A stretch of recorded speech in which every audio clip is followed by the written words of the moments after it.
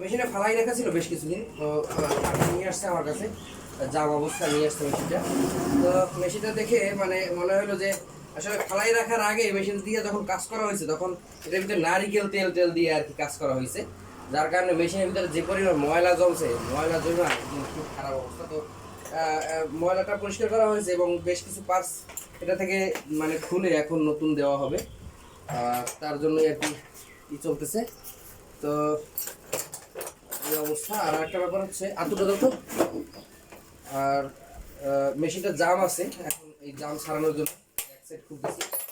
আসলে মেশিনটা এইসব মেশিনগুলো জাম হওয়ার মূল কারণ হচ্ছে গ্রাহক যখন মেশিন চালায়, মেশিন চালানোর সময় অনেক সময় খেয়াল করে না যে এটার যে ঘাড়ের মধ্যে এই যে ব্যাক প্লেসটা, এটার মধ্যে বেখেয়ালের কারণে এটার মধ্যে অনেক সময় সুতা ঢুকে যায় এবং সুতা ঢুকে একেবারে মেশিনটাকে জাম বানায় ফেলায়।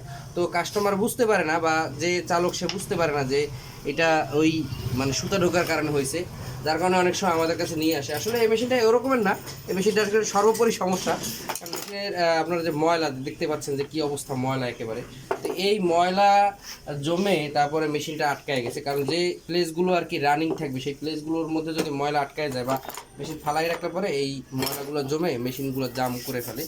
তো আমি আসলে এটা পরিষ্কার করতেছি আর কি, কিছু উপায় নেই, কারণ আমার কাজই হচ্ছে এইটা, পরিষ্কার পরিচ্ছন্ন করে কাস্টমার নষ্ট করে নিয়ে আসবে, আমি ঠিক করবো, এটাই আমার কাজ এবং সেটাই আমি করতেছি আর কি।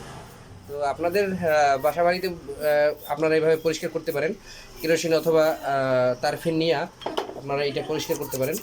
তো এগুলা নিজেরা পরিষ্কার করলে তাহলে আর টেকনিশিয়ানের কাছে নিয়ে যাওয়া লাগে না, নিজেরাই পারেন করতে। কিন্তু আসলে অনেক সময় কিছু কিছু সময় পার্টস খুলতে হয়, তখন আর কি টেকনিশিয়ানের শরণাপন্ন হতেই হয়। তো সেক্ষেত্রে যদি আপনার পার্টস রিপ্লেস করতে হয় বা খুলতে হয়, সেক্ষেত্রে মেশিন আপনার নিয়ে যেতে হবে।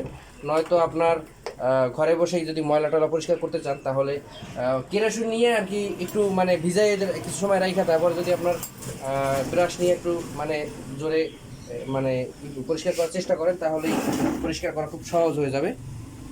তো এতটুকুই ছিল ভিডিও, আজকে ভিডিও। আসসালামু আলাইকুম।